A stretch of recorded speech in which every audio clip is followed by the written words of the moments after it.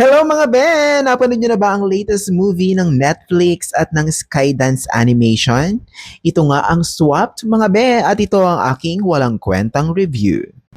Kung naghahanap kayo mga Be ng animated film na family drama na rin, tapos malala ang comedy, sinasabi ko sa inyo, itong Swapped na yon.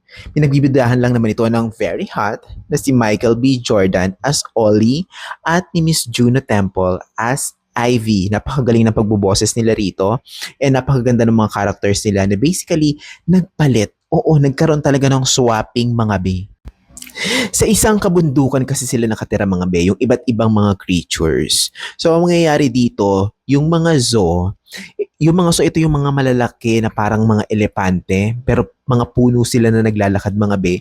Sa ibabaw nila para silang pagong, pero imbes na shell yung nasa ibabaw ay parang mini forest. Ganon yung atake. Sobrang makapangyarihan itong mga so kasi meron sila sa paanan nila na kumikinang, kulay purple, na kapag hinawakan mo yon tapos sinabi mo kung ano yung gusto mong maging is masaswap yung ikaw doon sa sinabi mong yon. Kunyari itong si Oli, nasabi niya na maging ibon siya, naging ibon siya. Tapos si Ivy, nasabi niya na magiging siyang puko, kaya naging puko siya. So, ganun yung mangyayari.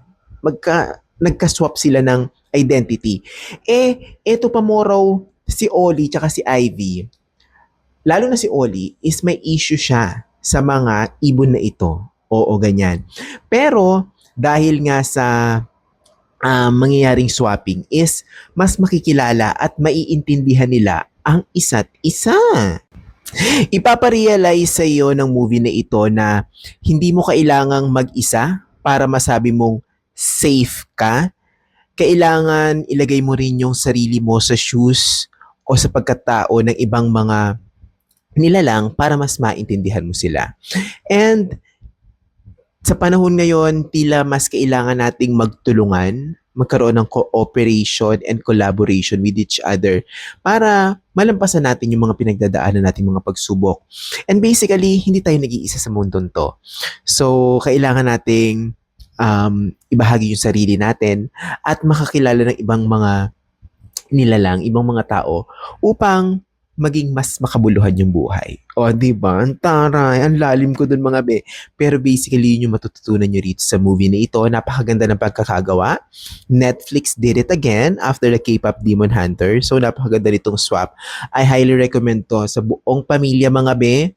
Nako, Gorbel sa Netflix.